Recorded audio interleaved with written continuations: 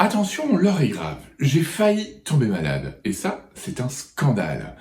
Tout sèche, nez pris, mal à la tête, fatigue, mou du genou. C'est simple, j'étais à l'article de la mort. Ou pas. Mais quoi qu'il en soit, j'ai dû dégainer tous mes petits flacons parce que cette rhinopharyngite n'avait rien à faire là. Je l'avais pas du tout invitée parce que pas de basket, donc tu rentres pas. Et surtout, j'avais pas du tout l'intention de la laisser chez moi. Donc, mes petits flacons m'ont été bien utiles et en particulier le cyprès toujours vert. Coucou tout le monde, comment ça va bien? Bienvenue sur Phytoasis, c'est Laurent. N'oubliez pas avant de commencer, comme d'habitude, le petit rituel de liker, de partager, de commenter s'il y a des choses qui vous plaisent, si le sujet vous intéresse, s'il y a quelque chose qui vous interpelle, une question à poser, j'essaierai d'y répondre aussi rapidement que possible. Et bien sûr, n'oubliez pas d'activer la petite cloche pour ne louper aucune de ces vidéos qui font tellement de bien.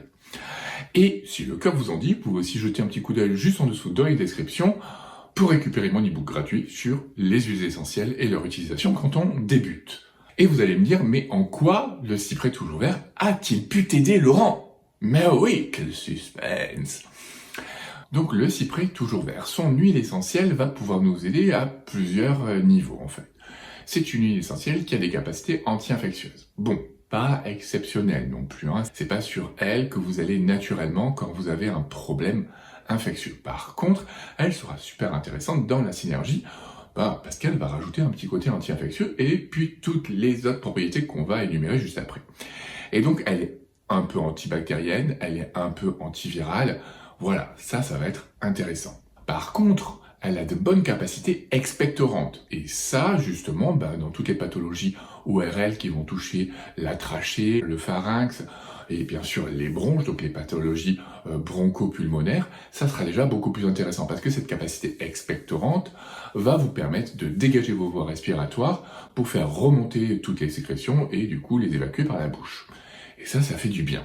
En plus de ça, elle est un peu anti-inflammatoire, elle est antispasmodique, il y a des bonnes capacités antitussives, et ça vous sera d'autant plus utile lorsque vous aurez une toux sèche, donc des quintes, et du coup là ça irrite encore plus, et il n'y a pas beaucoup de mucosité qui protège votre trachée, et ça fait que c'est encore plus douloureux. Donc vous respirez mieux parce que ça circule mieux. En plus de ça, elle va être intéressante dans toutes ces pathologies hivernales, du quotidien, celles contre lesquelles on n'a pas vraiment de solution, parce que vous êtes souvent capoute. Comme je vous disais, moi j'étais vraiment mou du genou, je me suis bien senti vraiment, c'est surtout mardi où j'étais vraiment raplapla. Et ça fait du bien parce que ça donne ce petit coup de fouet qui remet à niveau, et c'est aussi bien pour les fatigues physiques que pour les fatigues morales. Et enfin, rien à voir, mais c'est surtout une très bonne huile essentielle pour améliorer la circulation, et en particulier la circulation lymphoveineuse. Ça va soutenir vos vaisseaux et donc permettre un drainage et donc une décongestion, ce qui pourrait être tout à fait appréciable par exemple quand on a les jambes lourdes ou quand on a des œdèmes ou des varices, ou même permettre une meilleure circulation quand on a une prostatite, ou par exemple très bien en cas d'hémorroïdes. Et donc là, tout ça justement, vous allez mieux réparer, faciliter ce retour veineux et donc décongestionner, ce qui va faire un moins d'encombrement, encore une fois, améliorer cette circulation et donc moins de sensations de douleur et les lancements, les pics qu'il peut y avoir, et après aussi les faiblesses vasculaires. Et est-ce que tout le monde peut utiliser cette huile essentielle de cyprès toujours vert? Eh bien, dites-le avec moi, c'est un gros non. Non, tout le monde ne peut pas utiliser l'huile essentielle de cyprès. Forcément, chez les enfants de moins de 7 ans, on ne l'utilisera pas. Chez la femme enceinte, on ne l'utilisera pas non plus, et bien sûr, on ne l'utilisera pas non plus chez la femme allaitante. Et il va y avoir aussi une précaution à prendre en plus avec ce cyprès-là, c'est chez toutes les femmes qui ont des mastoses au sein, ou encore chez toutes les personnes qui sont atteintes de cancer hormonodépendant, on ne l'utilisera pas. Tout simplement parce que on va dire que le cyprès a une action qui va mimer les œstrogènes. Donc ça peut être aussi intéressant, par exemple pour améliorer les règles. Mais justement, chez les personnes qui sont atteintes de cancer hormonodépendant ou de mastose, dans ces cas-là, il ne faut pas qu'il y ait trop d'œstrogènes, sinon ça va faire progresser la mastose ou encore gêner les médicaments donnés pendant les cancers hormonodépendants. Alors, il n'y a aucune étude qui prouve cela, il y a même des études qui ont montré le contraire, mais par précaution, voilà, évitez-les tant qu'on n'a pas en fait les idées beaucoup plus claires et qu'il n'y a pas eu plus d'études à ce sujet. Mais alors du coup, comment est-ce qu'on va l'utiliser? Est-ce qu'on peut l'utiliser en inhalation sèche, en inhalation humide?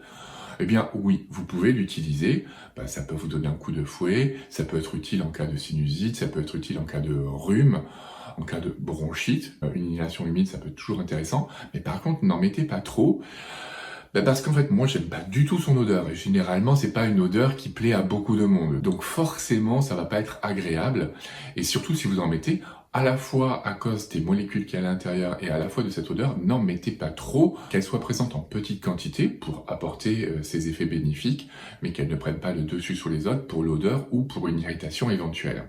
Pour les mêmes raisons, on ne l'utilisera pas en diffusion atmosphérique ou alors dilué avec d'autres huiles essentielles, comme je vous le disais, pour noyer le poisson, et comme ça sent pas trop cette odeur de cyprès. Ça sent pas mauvais, mais c'est pas agréable. Pour ce qui est de la voie orale, c'est tout à fait possible de l'utiliser.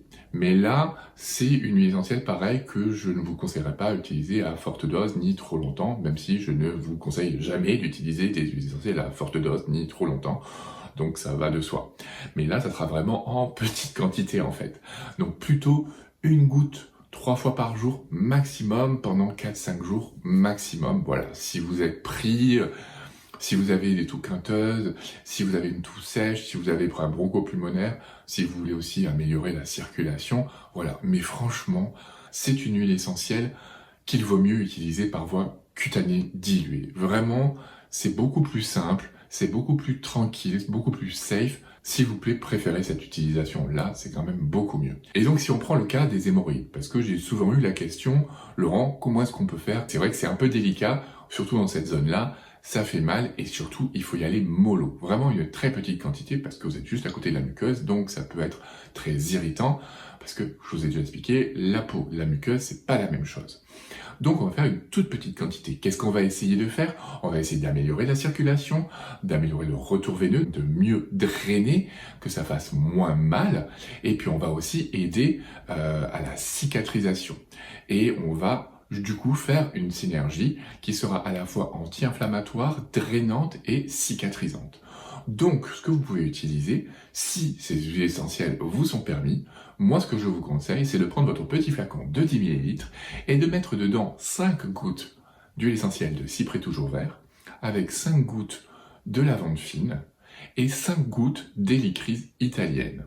Et ensuite, vous remplissez votre flacon soit avec, par exemple, de l'huile végétale de calophylle inophile, qui a des capacités anti-inflammatoires, ou même celle de millepertuis qui a des capacités antalgiques. Et par conséquent, grâce à cette synergie, vous allez avoir une action anti-infectieuse, régénératrice, cicatrisante, anti-inflammatoire, antalgique et drainante.